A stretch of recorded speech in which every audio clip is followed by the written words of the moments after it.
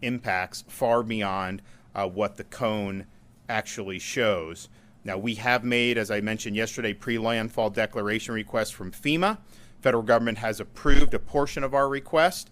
There are going to be landfall requests for major disaster declaration and individual assistance, and we anticipate those being approved as well. We have 51 counties currently under a state of emergency. As of the 5 a.m. advisory, Hurricane Milton is still a major hurricane. It is no longer a Category 5, but it potentially could strengthen back to that as it makes its approach to the state of Florida. Maximum sustained winds are in excess of 150 miles an hour. Now, their forecasts do call for it to weaken before it gets to landfall, and maybe that's true. Let's hope it's true. Maybe it's not, but even if it does weaken, you're still looking at a major hurricane. It is going to have really, really significant impacts. Right now, it's located about 560 miles southwest of Tampa. Storm surge warning has been issued for the Florida Gulf Coast from mainland Monroe County northward to the Dixie-Levy County line, with storm surge watches in effect for Nassau County to Brevard Indian River County line, including the St. Johns River. 10 to 15 feet peak storm surge is forecast for the Pasco-Pinellas County line, all the way down into the area where you have Manatee and Sarasota. 5 to 10 peak storm surge is forecast from Yankeetown southward, and then from Englewood southward to Bonita Beach, including Charlotte Harbor. So that almost entire west coast of the Florida Peninsula has the potential to have really, really significant storm surge. And when you're talking about 10 to 15 feet, that's obviously major, but we saw what even 4 feet did with Hurricane Helene in some of these communities. And so this is something that's really, really significant. There's hurricane warning in effect for Levy, Marion, Citrus, Sumter, Lake, Seminole, Hernando, Orange, Pasco, Pinellas, Hillsborough, Polk, Osceola, Manatee, Hardy, Highlands, Sarasota, DeSoto, Charlotte, and Lee counties. And then tropical storm warning in coastal Franklin, coastal Wakulla, coastal Jefferson, Taylor, Sewanee, Lafayette, Dixie, Gilchrist, Western Columbia, Western Alachua, Okeechobee, Glades, Hendry, Collier, Monroe, including the Florida Keys and the Dry Tortugas. We have a hurricane watch for Nassau, Duval, Clay, St. John's, Putnam, Flagler, Volusia, Brevard, Indian River, Okeechobee, Glades, Hendry, Collier, Dry Tortugas, and then a tropical storm watch inland Jefferson, Madison, Hamilton, Eastern Columbia, Baker, Union, Bradford, Eastern Alachua, St. Lucie, Martin, Palm Beach, Broward, and Miami-Dade. So basically, the entire peninsula portion of Florida is under some type of either a watch or a warning. The Florida Division of Emergency Management is actively addressing storm-related resource requests. We are currently fulfilling close to 1,000 missions to support our local communities. That includes everything from tiger dams and generators to staff support, as well as food and water and tarps. We've also deployed more than 11,000 feet of flood protection systems, and we're prioritizing critical infrastructure like hospitals, wastewater treatment facilities, and electrical infrastructure.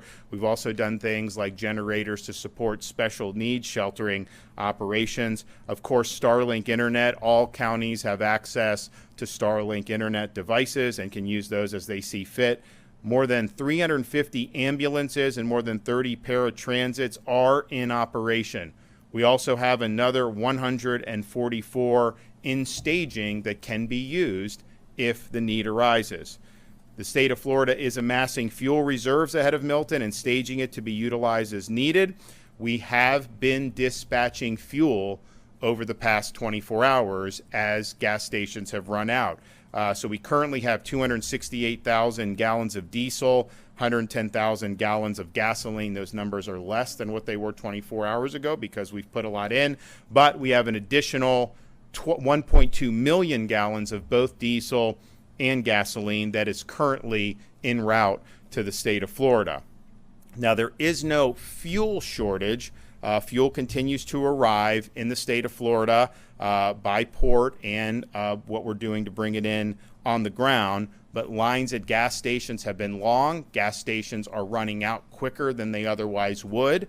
And so that is causing the state of Florida to help assist with the mission to be able to get fuel to the gas stations so that Floridians have access. So last night, 27 fuel trucks were escorted by the Florida Highway Patrol to deliver fuel to stations in the anticipated impact area. We're also working with fuel companies such as Racetrack, Wawa, Shell, and Walmart to ensure fuel trucks are working 24/7 to keep fuel delivered as it comes into our ports. Now, Port of Tampa, for example, our Gulf Coast ports are not going to be receiving ships at this point per the Coast Guard.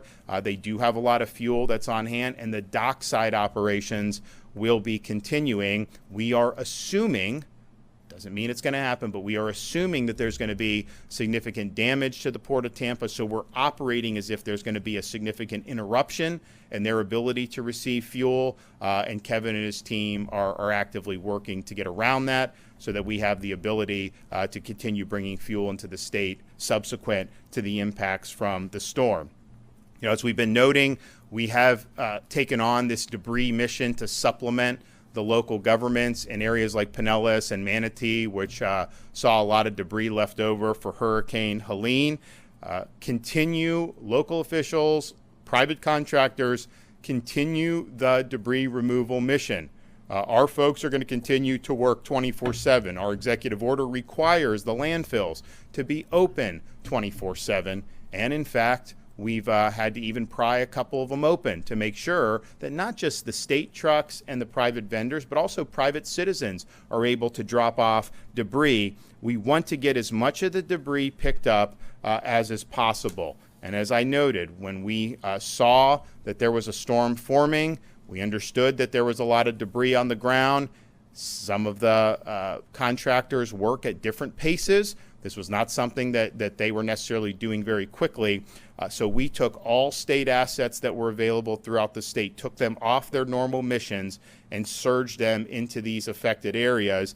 We've now deployed over 300 dump trucks, and they are continuing to work 24/7. So we have had, just with Florida Department of Transportation, in the last 48 hours, they've removed 1,200 truckloads of debris from those hard-hit areas. That's almost 22,000 cubic yards.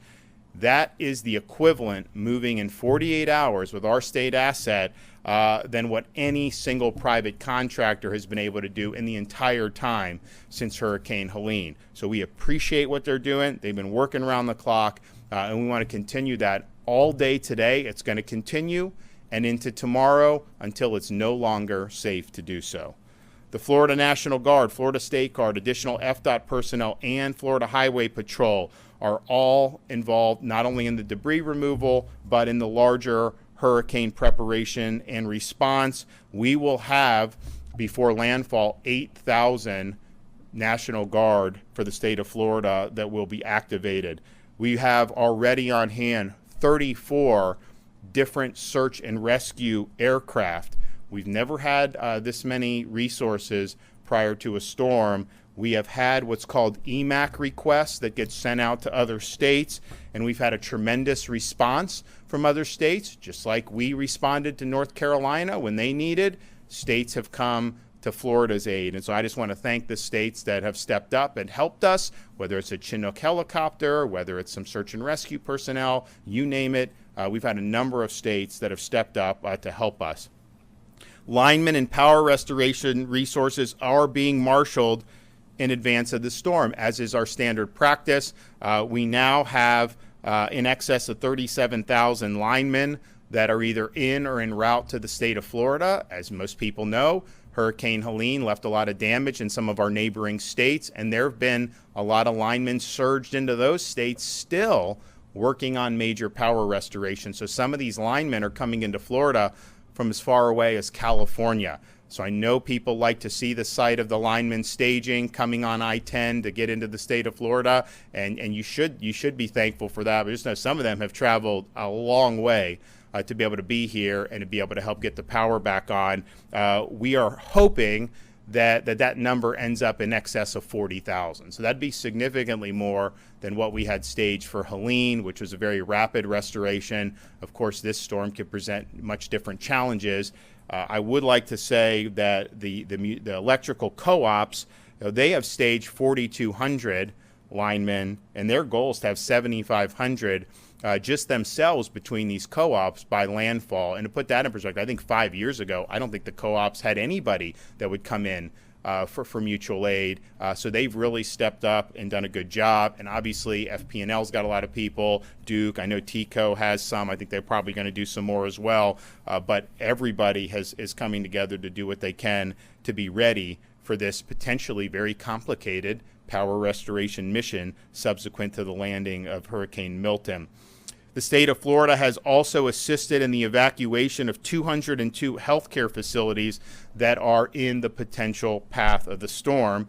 And I want to thank everybody that's been involved in that. A very difficult set of circumstances when you're talking about evacuating people out of healthcare facilities. So as we prepare for Hurricane Milton, we are also mindful that we have a lot of Floridians that are still reeling from Hurricane Helene. That's why we launched the Florida Disaster Fund, so that Floridians and others could make donations so that that money can go to help with relief efforts for Helene. This is a private fund. The donations are tax deductible. We are opening it also for Hurricane Milton. After Hurricane Ian, for example, the Florida Disaster Fund raised and distributed over $63 million to help Floridians. This thing helped rebuild homes. It helped providing food and supplies. It helped to aid small businesses. It helped to supplement incomes for teachers and first responders who were having to go perform their duties while they were still suffering from the impacts of the storm. And I've directed Volunteer Florida to keep the fund activated. We want to continue to do what we can. So far, almost $4 million has been raised for the victims of Hurricane Helene. Thanks for everybody who's done it. We've had tremendous donations from Lennar, Wells Fargo, Walmart, and Publix, but we're accepting donations in any amount that you can do. So please, if you want to do that, you can go to floridadisasterfund.org, floridadisasterfund.org. You can also text disaster to 20222 if you want to donate via text message. So we are closing in on less than 48 hours away from the projected landfall of major Hurricane Milton.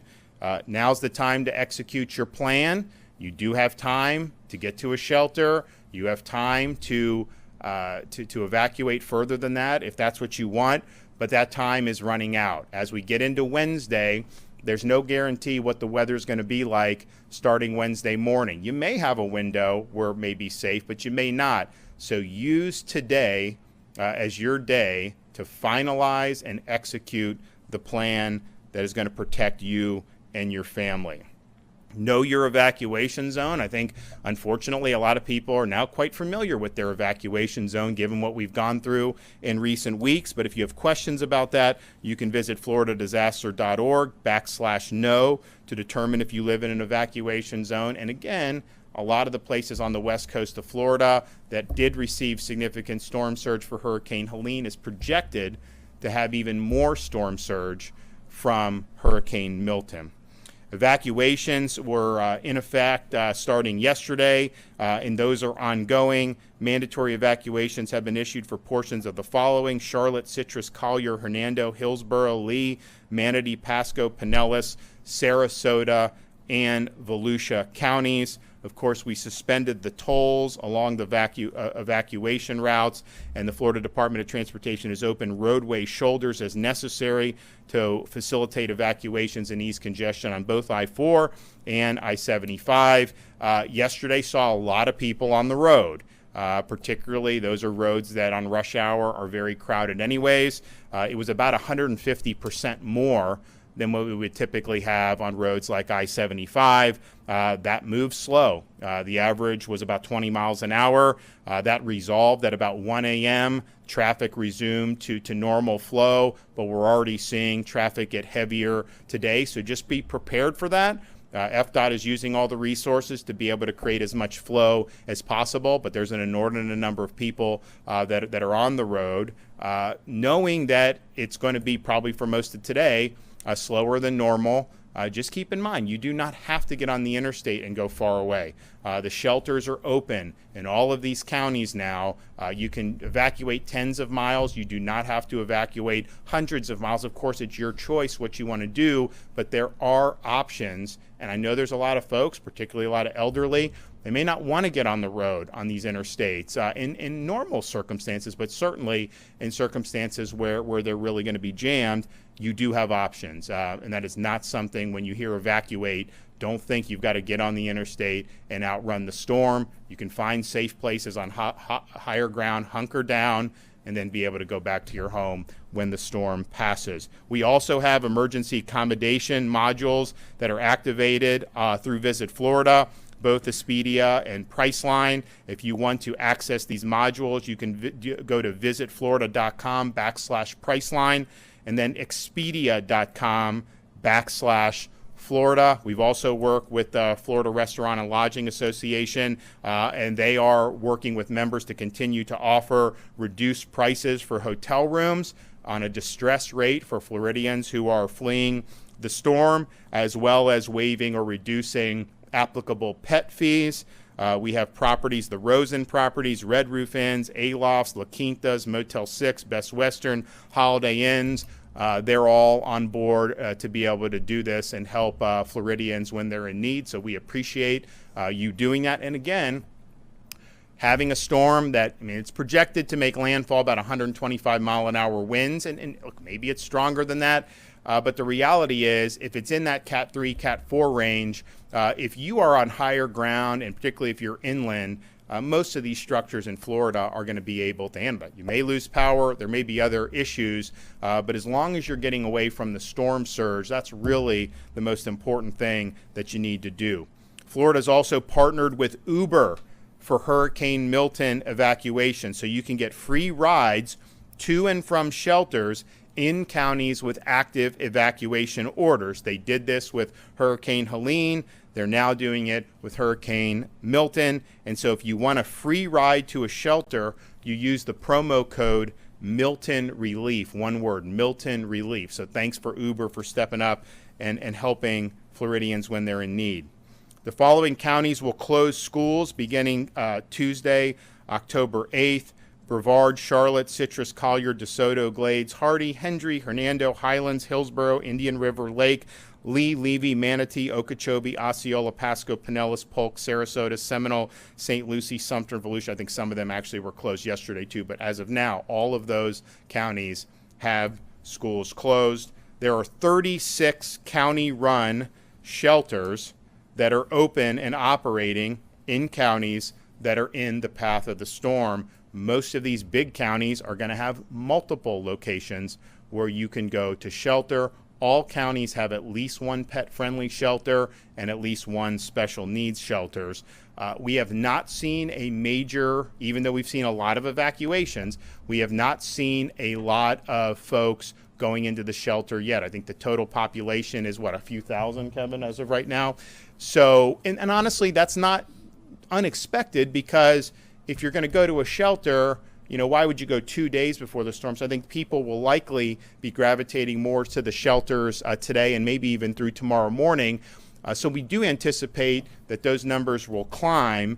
In anticipation of that, we also have additional state-supported shelters that we are going to operate in partnership with the private sector to support and augment what those local counties are already doing in terms of their shelters. So if we do get to a point where Pinellas County, Hillsborough County, prime shelters are full, you're going to have other options to be able to go to, and those are not simply limited to those counties. You will have shelters in other counties that are a little bit further away from the storm surge. And finally, the state has identified 14 potential sites for state-operated shelters, and we are going to announce 4 of those sites. These are big, like Category 5 proof warehouse type things that can have thousands of people. They can do, how many thousands you think on some of those? One of our sites, we estimate about 10,000. Yeah, so we have one of the sites can do 10,000. Others will do multiple thousands. But these are designed to be a shelter of last resort. And so they are going to be adjacent to some of the evacuation routes. We're going to have some in Polk County, close to I-4, and then we're going to have some in Hillsborough and Pasco County, not too far from I-75 north. And so those will be announced. We're going to start with 4. If there is a demand to do more, we will do more, but it could be a situation where if you're trying, tonight, you're on the road, traffic's bad, you say, hey, there's a shelter here in Lakeland I can go to and be able to ride out the storm and then go back. That is an absolutely safe option to do, and we encourage, if that is necessary, for folks to be able to do it. Now, you can find your county's emergency management page, which will have this type of information and others at for sheltering, floridadisaster.org/shelters to have the list of shelter locations. And then for general, including sheltering, as well as other orders, floridadisaster.org/counties. So please keep an eye on alerts and advice from your local officials as the storm approaches. This has been a very difficult time for a lot of people in the state of Florida to have a major hurricane come. Not even 2 weeks ago that we got hit with Hurricane Helene. Is a very difficult thing to go through. We did have people lose homes. We had people lose very valued possessions. And unfortunately, we did experience loss of life. And so you never want to have to go through that again, but you certainly don't want to have to go through it on the heels of less than 2 weeks after getting hit by a Category 4 to potentially have another major hurricane that's going to impact some of the very same areas that saw significant storm surge. But here we are. I can tell you the folks back here at the state EOC, I mean, this has been going on now for a little bit more than 2 weeks in terms of our first state of emergency with Helene, working on the prep, working on the response, and now we're responding to Helene and preparing for Milton and going to have a really robust response for Milton. People have been working around the clock in the local communities. Our first responders, our law enforcement, they're staged, they're ready to go. Our National Guard, our State Guard, all these people, and some of the search and rescue who helped immediately after Helene, and then when that mission was no longer necessary, they went to do missions in North Carolina. Now they're back ready for a third round of potential search and rescue. So there's a lot of folks that have been working very hard, and I know our citizens go through. It's very frustrating to have your life interrupted and to potentially have your possessions in your home on the line. We can't control how strong or weak this storm will be when it hits the state of Florida. We can't control the path of the storm. The only thing that we can control is the decisions that are made on an individual level to be able to protect yourself or your family. We hope to have as minimal damage as possible, but looking at how big this storm is, there's going to be significant damage in different parts of Florida. And it's not just going to be with the surge. That will be probably the worst, but this storm is going to go through the peninsula as a hurricane. And you're going to have hurricane force winds on the east coast of Florida. So make the decisions now and execute your plan to be able to protect yourself and your family. No matter what property damage is done, we can rebuild homes, we can rebuild businesses, we can get people back on their feet, but only if they're safe and they survive the storm. We're not going to be able to bring people back who stay behind in 10 or 15 feet of storm surge. So you have time today. Time is running out, but you do have time today to make the decision to heed any evacuation orders and to do what you need to do to protect yourself and your family. So please take heed and do it now. Okay, Kevin Guthrie. Thank you, Governor, for your leadership and your support as always, and helping that we can ensure resources are ready to quickly deploy into communities. The State Emergency Response Team, as the Governor has mentioned, are working on nearly 1,000 missions. Some of those missions that are starting to come in are definitely post-landfall missions for points of distribution, food and water, and things of that nature. We will continue to fulfill these requests until it is no longer safe to do so. Life-threatening storm surge is expected along Florida's west coast. Storm surge values show areas could see upwards of 15 feet. Again, as I've said several times, the ceiling in this room we're in right now is 10 foot 8 inches. So another 5 feet above that. That is certainly not survivable. Counties have ordered mandatory evacuations all up and down Florida's west coast region, and I urge you to heed those warnings if you're in one of those zones. If you're unsure if you're in an evacuation zone, visit floridadisaster.org/know and enter your address to find out if you're in an evacuation zone. There are options to assist residents with evacuating. We have shuttle systems running today for residents in counties with evacuation orders. We also have our Lyft and Uber. Again, that is available by entering the code Milton Relief. You can find the schedule by visiting floridadisaster.org/updates. All of our evacuation assistance is there, to include our 1-800 number for shuttles. That number is 800-729-3413. Again, 729-3413, and that is for residents in any evacuation zones. Your local county is the best place for resources and information, and you can find their website at floridadisaster.org/counties. Please make sure that your supply kit has enough food and water for each household member to include your pets for at least 7 days. Don't forget to consider any pets and children as you continue to work towards your executing your plan. Power outages are expected. Want to make sure I say that again. Power outages are and will be expected. Right now is a good time to charge all of those electronic devices and backup charging sources. If you have a person with access or functional needs in your home, you should have registered by now with the Florida Special Needs Registry at floridadisaster.org/SNR, but you can continue to do that regardless if you've done it yet or not. Those who live in an evacuation zone and depend on medication or electricity to use medical devices, please listen to us right now and evacuate. The time to evacuate is now. If you lose power, you will not be able to charge those medical devices or use those medical devices. So please get to a place that has guaranteed electricity. The state has activated the State Assistance Information Line. Residents needing information and resources can call 1-800-342-3557, and we have operators there in English, Spanish, and Haitian Creole. Please know that that is a information line. It is not a helpline. If you call there and say, I need help with, they'll be able to give your information to somebody else. But again, that is a information line, general information. I know that the governor has alluded to the fact that he had a call with the President of the United States last night, who asked if there's anything the federal government can do. So today I'm going to be writing a letter to FEMA and the administrator to ask for assistance. The assistance I'm going to be asking for is in the debris world. We know that we're going to continue to have major extreme debris issues after this disaster makes landfall.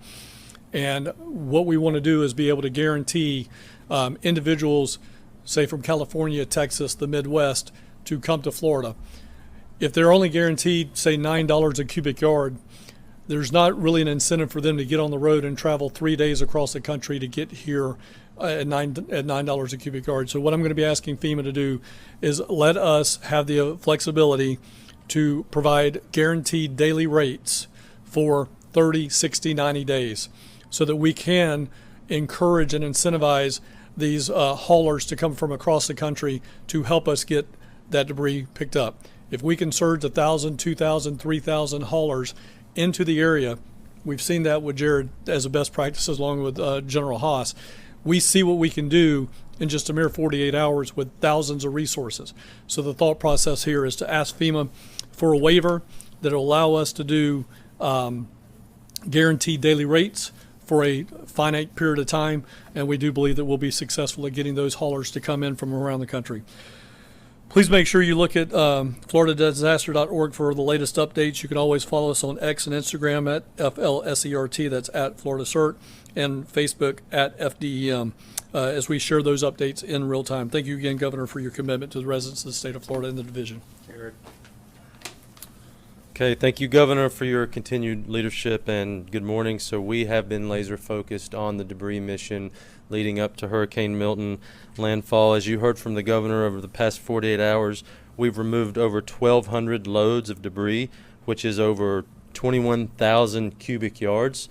That's truly remarkable what we've accomplished in 48 hours using our state assets, our state personnel.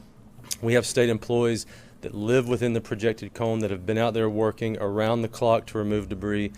This is an important mission. These efforts are supplementing the counties and local municipality efforts. It is still a local responsibility. Our expectation is that every municipality and county continue to pick up debris to mobilize every available resource, and that our debris vendors and contractors in the state, through those locals, mobilize every available resource and operate 24/7 until it is no longer safe to do so. We're going to continue picking up debris, taking it to landfills until it's no longer safe. We've even mobilized some of our road builders here in the state of Florida to help us with debris removal. Again, this is a very important mission. We're all in this together. Evacuations have been happening. We noticed yesterday traffic was very heavy. Congestion was heavy. That means a lot of people are leaving. A lot of people are evacuating. That is a good thing. We did open the shoulders for use. It's called emergency shoulder use. We did that yesterday throughout the day. Over several hours, the congestion began to resolve, and we saw that things were back to normal around 1 a.m. Traffic is already picking up again early this morning. We do expect to see people continuing to evacuate. We're going to keep those shoulders open. The Florida Highway Patrol and our Road Ranger Service Patrol are circulating those corridors frequently. We've already helped a lot of stranded motorists. We provide fuel, water. We remove disabled vehicles from the travelway and keep the evacuations flowing. Please remember, as you evacuate, traffic will be heavy. Go to fl511.com. That's real-time information on traffic. You can view our cameras.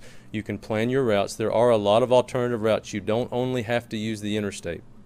fl511.com. Please do not wait till the last minute to leave. It can be very dangerous to drive in heavy rain with high winds. Unfortunately, every storm season we see traffic fatalities because people decide to leave at the very last minute. Know your zone, know if you need to evacuate, know the local orders, have a plan, implement that plan, and get on the road and get to safety. We have suspended construction on all of our construction projects within the projected cone. Our road builders are on standby with their resources and assets to effect any temporary emergency repairs that may be needed after Hurricane Milton makes landfall. We have staged our bridge inspectors, our damage assessment teams, and the resources that we need to clear roads quickly after Hurricane Milton makes landfall. We have 156 bridge inspectors staged and ready to go. We're focusing in on coastal bridges, low-lying roads, and also bridges inland over rivers, creeks, and streams. There's been a lot of rain. There's going to be a lot more rain, and then there's going to be heavy winds. And so we're going to be focused on getting those bridges inspected and effecting any temporary repairs that may be needed. We have over 1,500 pieces of heavy equipment and over 300 team members staged throughout the state and ready to move in as soon as Hurricane Milton makes landfall and passes through the peninsula. The seaports on the west coast of Florida have closed this morning on the water side. Land side is continuing to operate. Fuel is continuing to move. Since Saturday, Port Tampa Bay has received 6 shipments of fuel, so the terminals are full, operating on the land side, and fuel is continuing to be distributed. Passenger rail lines are suspending or modifying service today, and also transit agencies will begin suspending normal service throughout the day today. To conclude, I want to remind you, fl511.com is the place to get real-time traffic information. Remember, always follow the direction of local law enforcement and emergency personnel. Thank you, Governor, for your leadership. Thank you, Governor. Good morning, fellow Floridians. My name is Dave Kerner. On behalf of the Florida Highway Patrol, it is an honor to serve this governor and the people of the great state of Florida. Just a quick update on the resources deployed on behalf of the Florida Highway Patrol. We have nearly all of our 2,000 state troopers and over 300 auxiliary state troopers are activated. They'll be working on Alpha Bravo shifts until the job is done. Secretary Perdue talked about the fuel deliveries. The governor did as well. We want to assure you that the Florida Highway Patrol is engaged in transporting and escorting all of the fuel carriers from the ports, Port Manatee, Port Tampa, along the route of evacuation. You will see state troopers and you will see fuel trucks utilizing the right lane to bypass traffic. It's important for the continuity of operations that we have that space to work in the right shoulder. Please don't occupy the right shoulder. The left shoulder and the affected parts of I-4 and I-75 are open for your use, but please make sure that you break down if you get a flat tire. call STAR FHP. The Florida Highway Patrol will be there. The Department of Transportation will be there to help change a tire. But if a vehicle cannot be restarted and moved, then it's going to have to be moved to the left side of the interstate so that emergency shoulder use remains open. We have 30 troopers assigned from 6 a.m. to 6 p.m. today, specifically transporting fuel trucks to the affected or the route where affected area we believe will be. We have 6 Florida Highway Patrol aircraft with cameras that are staged and activated and will be deployed at the appropriate time. We have 74 QRF members that are already pre-staged in Orlando with chainsaws and skid steers. We have 7 drone teams are all staged in east of Pinellas and Lee counties and are active and operational in both the transportation and debris removal operations. Just 2 points about evacuation. Decide what's best for your family. The governor has said and reiterated that it's your decision, but if you're in an evacuation zone, please heed the warnings and direction of your local government and make that decision. Whatever your decision is, don't hesitate in that decision. So today is an important day to execute on the plans to make sure that you and your family are safe. If you are going to evacuate, and if you're considering doing that, please do not be concerned about the potential loss of property, theft, or looting. We spoke yesterday about how the Florida Highway Patrol, the National Guard, the State Guard, FWC, are all engaged in proactive patrol to make sure that if you're evacuating, that your property is safe, that your home is safe, and that's one less thing that you have to worry about. You should be focused on evacuating safely and preparing for the storm. Even our sheriffs in all of the counties, our elected sheriffs and police departments, they're engaged. They speak with each other, they speak with us, they surge resources into the affected areas, and they assist in proactive patrol. Again, if you're on our roadways and you're evacuating, obviously there's a lot of saturation and congestion. The moment that happened, the governor directed that we escort fuel trucks. We will continue to do that until it's not safe. But if you do break down, remember STAR FHP. We will have a trooper or a road ranger to you immediately to make sure that you are taken care of. And that's all we have for today. Thank you, Governor. And just to reiterate something that Dave said, this is not going to be an opportunity for folks to take advantage of people. If you think you're going to go in and loot, you got another thing coming. You go into somebody's house after the storm passes, think that you're going to be able to commit crimes. You're going to get in really serious trouble, and quite frankly, you don't know what's behind that door in a Second Amendment state. So do not try to take advantage of people who are suffering because of the results of this storm. That goes for Helene continually, but then of course that will be the case for Milton. I know we've already brought a lot of people, held people accountable in post-Helene, and we will be very swift across all levels of government to throw the book at people. And of course, when you make these bad decisions, you're opening yourself up to response from property owners who may be inside that house. We are going to continue full throttle with everything that we've been doing, whether it's debris, fuel. We have all the stuff staged that we would normally do and then some, and we're going to continue to do that. We will respond. Your local emergency responders, your state emergency responders will respond to people in distress the minute it is safe to do so. So this storm is going to come. It will move through the state of Florida. As soon as you can get into those areas, we will have that. And we have all the assets. We have air assets, as I mentioned, more search and rescue air assets than we've ever amassed before a storm. We have our water assets with FHP high water vehicles, our FWC boat teams, and of course we have State Guard Special Missions Unit and up to 8,000 National Guardsmen that will be ready to go. And we will do that. But now's the time where you have the ability to make the decisions necessary to keep yourself and your family safe.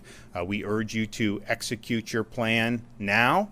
Let's prepare for the worst, and let's pray that we get a weakening and hope for the least amount of damage as possible. But we must be prepared for a major, major impact to the west coast of Florida. You finally had a chance to speak with the president. What did you guys talk about? I know Director Guthrie already kind of alluded to some of that. Well, what I said yesterday is everything that we've asked for, the administration has approved. There's not anything that we've asked for that they haven't. If there's something that comes up, I said I would not hesitate to get on the phone and call and ask directly on behalf of the people of Florida. My job is to use all the levers available to me as governor to be able to help prepare and respond to this storm. And so when we do pre-landfall declaration, it's important that that's approved. It was. When we do the major disaster declaration, it's important that that's approved. It will be after speaking with the president. I'm confident of that. We are also utilizing the urban search and rescue teams, which a lot of those people are in Florida anyways, but they're mobilized under the DHS banner. That's great. Hopefully we don't need them, but we're assuming that we do. So we have what we need. The president said if there's something else you need, call or send a letter. So Kevin's going to send the letter on this debris issue. We've seen there is going to be a need to have a lot of these contractors come in, and you're going to have to see these local governments and the counties and the municipalities. They're going to have to do more contracts most likely, and there aren't that many. There's not enough available. And so why would you come from Arizona or California under the current incentives? So Kevin, I think this is smart to say, why don't we change those incentives to be able to get more people to come so that this debris mission can be conducted as quickly as possible. You saw what we've been able to do in the 48 hours when you really have a 24/7 sense of urgency. Now, most times after a storm, you don't have another storm on the back end. These things tend to take months and months to be able to do. And, maybe this is just something that will take some time no matter what you do, but I think it could be done quicker. And I think this, Kevin's idea would be good. So we hope that we will get a positive response from that.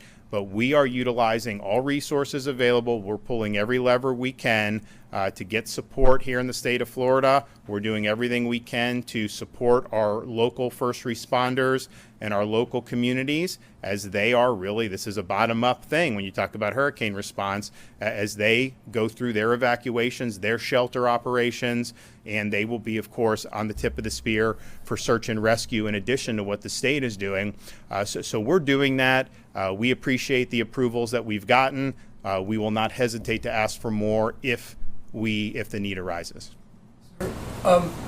In terms of the evacuation, I don't know if you've been able to, or if you guys have been able to ascertain the exact estimated size, the number of people who will be getting out of the area of harm's way.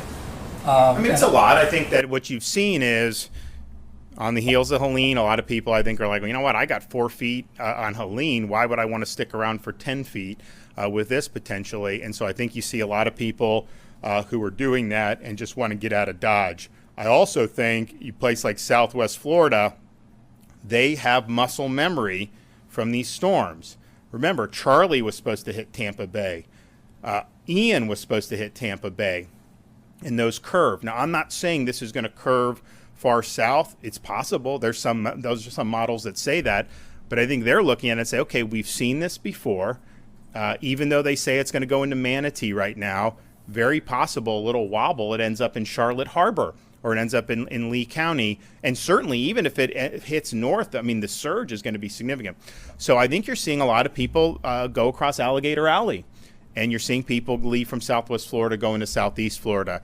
So you do have a lot of folks. I think that this is one where people don't want to mess with it. Of course, it's a lot easier to make that decision. And I know it's not going to hit at 180 miles an hour. No one's saying that. But when it hits 180 miles an hour, off the Yucatan Peninsula, hurricanes don't get that much stronger than that. There have been some that have, but that is a really, really serious storm. And so I think when people see that, they do. So I don't know the exact number of who's going to ultimately go. I will say it's a lot. I will say that the roads were, 150% more than what we would normally have. And so that's telling you that people are getting on the road. And again, just to reiterate, when you're told to evacuate, there's places close by that you can evacuate to. We do not expect people to have to drive hundreds of miles. Some people may want to do that because they have family or friends, or maybe they have a hotel someplace. Maybe they don't want to have power outages and stuff and they're willing to drive more. That's fine. That's your choice. But do not feel like you have to get on an interstate and be in potential bumper-to-bumper traffic. I think Jared said yesterday the average was about 20 miles an hour on I-4 and I-75. Those are roads that can have bad traffic generally, but that's slower than normal. As we got to 1 a.m., the flow returned to normal. But as we go through today, you're going to continue to see a lot of people on the roads. And so on one hand, that shows that people are taking it serious. But on the other, people just need to prepare for that. I mean, they're working really hard with the road rangers. They've opened the shoulders. There's a lot that's being done, and they'll continue to do it. They'll help with people that run out of gas. But when you have this entire peninsula on the West Coast that's under threat, the reality is like there's only so many places you can go in there. So just be prepared for that. Be prepared that you're not going to be able to go 75 miles an hour to get out of Dodge on the interstates right now. You probably could have done that in the wee hours of this morning, but as we get back to normal, it is going to be a little slower. That's just the reality. For the debris removal, do we know just how much is left in the expected impact areas? Because I know you guys are running around the clock. Estimate? It's just a lot. We don't have an exact number. So yeah, I mean, what I would say is there was a lot of debris. I'd say we've made a huge dent in it, but I don't think that even at our current pace, and even if we continue going through Wednesday morning, maybe even Wednesday at noon, that you're going to be able to get all of it. We're urging the contractors to do the 24/7 like we are. Not all of them are doing it. In fact, most of them are not doing 24/7. So the only place that really has had the sense of urgency is Jared and the FDOT. And you know, these are the debris mission is not the state's mission. That's a local mission. Kevin and I have been talking to local governments for years about make sure you have these contracts in place, make sure you're ready, because getting the debris up, even if you don't have another storm, people just want to see the debris up. I mean, it helps with the recovery. It's good for morale, and it's also just good for safety and good for cleanliness. And so we've been stressing that. And, you know, you have had vendors. Some have done pretty good. Others have just been very slow. That's just the reality. So, you know, we have all these different assets that are engaged in normal operations having nothing to do with debris. I mean, these are state agencies that have tasks that they have to accomplish. And, you know, Jared and Kevin basically scrambled all those assets across multiple agencies and are shifting it now to do this debris. So to be able to do 1,200 truckloads of debris in 48 hours. And these are big trucks. I mean, that's a huge thing. And you see them, they're being escorted with police escorts. And I think citizens, like people have told me, like they're thankful for this because it just shows progress and it shows that we're taking it seriously. So I think it's going to end up making a big difference. I don't think I can say that, all the debris will be taken off, even if these contractors pick up the pace. But I do think it's made a difference. We'll have less damage from the storm as a result of what the state has done to supplement than if we had just done. And then even if just the fact that we did 24/7 at the landfills, that's helped private individuals. People are loading up their own debris and they're bringing it in. You know, they wanted to close the landfills. We said, no, it needs to be open. You're doing that. So it may not have been humanly possible to have all debris cleaned up from Helene until the hit of Milton, just because of how much it is. And, you know, you don't start picking up the debris immediately because people they compile the debris when they're gutting their homes and figuring out so it takes a little bit of time just to get on the target on that. But what we've been able to do, I think, has been historic to have this many state assets being brought to these local communities and helping them not just supplement the mission, but really augment it in a way that's making a real difference. Are you seeing more requests for these flood control dams that have been proven effective in the last few storms? Yeah, I mean, I think we've now, what do we have total amount of feet? We've got Over 11,000. Yeah, 11,000. So we probably did, what do we do, 1,500 for Helene, 2,000 maybe? I think it was a little bit more than that, probably just shy of 5,000. Okay, so we've doubled that already. Kevin is working, and, you know, we'll see. We have had requests, and then some said, well, maybe do something different. But if we do get a request, one of the things we're interested in doing, we'd have to do it today, is finding a flood-prone community, maybe that have a lot of citizens insurance policies, and setting up tiger dams around, you know, the homes. I think it will be effective. So Kevin's working on that. We may do something in where Pinellas or Hillsborough. So when that happens, if it does, you know, we'll announce that. So we want to use these. We want them to be put into practice. They did help against the surge in Hurricane Helene, and I think that they'll be helpful in the surge with this upcoming Hurricane Milton. And then what it could do is potentially help. I mean, we should, if citizens insurance, I mean, if they're going to be exposed on some of these storms and they can potentially buy tiger dams for people who have that option, knowing you're going to have to pay out less as a result because you'll mitigate some of the damage, is that something that would be good? I think it probably would be. So we're going to actually support a lot of things to protect critical infrastructure, but then using it in the residential, however that is done with Kevin and his team, if that ends up being done, I think will be important because I think it can help people, but I also think it could be something that we could then utilize in a more significant way to protect against future storms. Is this something that you're encouraging local governments to also invest in so that they have it on hand and not relying on the state? Sure, but we also understand that just right now, that would be something that maybe they would do in a future hurricane season. We're not anticipating that they have very much to bring to bear now. That's mostly going to be driven by us, but it's fine. I mean, we always look for ways, what can we do to augment? This was something we introduced during Hurricane Debbie, which was not a storm on the level of Helene or Milton, but it did create surge, it did create flooding, and where that was used, it worked. It really did. It worked in Helene where it was used. I think it'll work in this storm as well. So we're going to have 6 weeks, 8 weeks of practice on this, where we then can look and maybe incorporate this as part of a larger part of our hurricane prep and response efforts. I mean, think about it. Go back 5 or 6 years.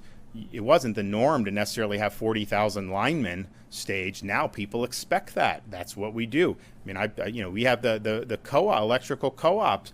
They've got over 4,000 linemen that they're bringing in. 10 years ago, the co-ops would never have brought in linemen, and they may get to 7,500. So these things create, I think, good momentum. People then want to utilize it, and it won't just be the state in the future. But right now, we're kind of the main show in town on that. A lot of Florida natives I've spoken to have kind of seen this storm as kind of like a gut check. Usually these are the same people who will wait it out and have hurricane parties and stuff, but these people are now saying, this one I'm going to evacuate, I'm going to go. You've lived here almost your whole life. I mean, where does this storm leave you as a native Floridian? Well, what it leaves me is, someone that grew up in Pinellas County. And we never got hit by a major hurricane when I was growing up. In fact, they really haven't been hit by a major hurricane directly in a long time. When we look at hurricane preparation for the state, we look at that landfall in the Tampa Bay area as potentially one of the most significant storms that we can face. And that's not just, we would say, what if a Category 5 hit? But even a strong Cat 3 in the storm surge, I mean, this is a vulnerable area to the surge. So this is not something that is that was not necessarily game plan for. This is the main thing that you game plan for. And I know Kevin, when he was the deputy, they were doing exercises on this event going in there. And it's just, I think people realize there are certain parts of the state that may handle some of this stuff better than other parts of the state. I'm not saying you can't have surge in like the Panhandle, but it kind of surges. And if you're beyond that, Pinellas County is a peninsula. Tampa Bay, you have rivers, you've got all this stuff on the bay. There's just so much that surge can do. And so I think you don't want to have had Helene, but I think Helene also oriented people. If a storm 100 miles off the coast can lead to feet of storm surge, then what about a storm that goes directly in? And then I also think you have people who have kind of seen this, as I mentioned, when you go further south on the West Coast. Hurricane Charlie was supposed to be the gut check for Tampa. It went south. Hurricane Ian, I was in Pinellas County, I remember, 48 hours before Hurricane Ian. Everyone was ready. Then we went to Sarasota the next morning thinking, okay, maybe it's gone further south. And then it ended up going all the way down, making landfall in Lee County. So I think folks in Southwest Florida, places like Charlotte, Lee, I think they're like, okay, you can say that landfall is going to be in Bradenton Beach. And first of all, if that's the case, you're still going to get some impacts on that, and you could potentially have serious surge even 100 miles down the coast. But it also could wobble further south, and we could even get a bigger impact. So I think Floridians, between those two, they kind of get it. Now, I'm also just looking at Pinellas County, place I've grown up. If you have a storm of this magnitude, it's not just, obviously we want to protect people. We want no loss of life. it will create a lot of property damage, but it's a type of storm that potentially can have an indelible impact on a community. I mean, there are some hurricanes we deal with that it stinks to have to deal with it. You kind of pick up and you move forward. Then there's other storms like a Hurricane Andrew, like a Hurricane Michael in Panama City, like Hurricane Ian in Lee County, that just leave a mark. And so I think people, when they see that 180 mile an hour, and I know it's weakened since then, and it's projected to be even weaker by the time it reaches, but that's not guaranteed. This has the potential to be a type of storm not only that presents danger right now, not only can have serious damage, but also can have kind of that indelible mark on a community. So we are praying for the best. I know a lot of people have had Floridians in their thoughts and prayers. There's no way we're going to get out from this in terms of not having an impact. If it could jog south and just go out somewhere, we would love. That's not going to happen. So let's pray that it's as weak as possible between now and then. But we are preparing for it to be as strong as possible, and that is exactly how our response is going to be. Okay, we'll have more updates later in the day.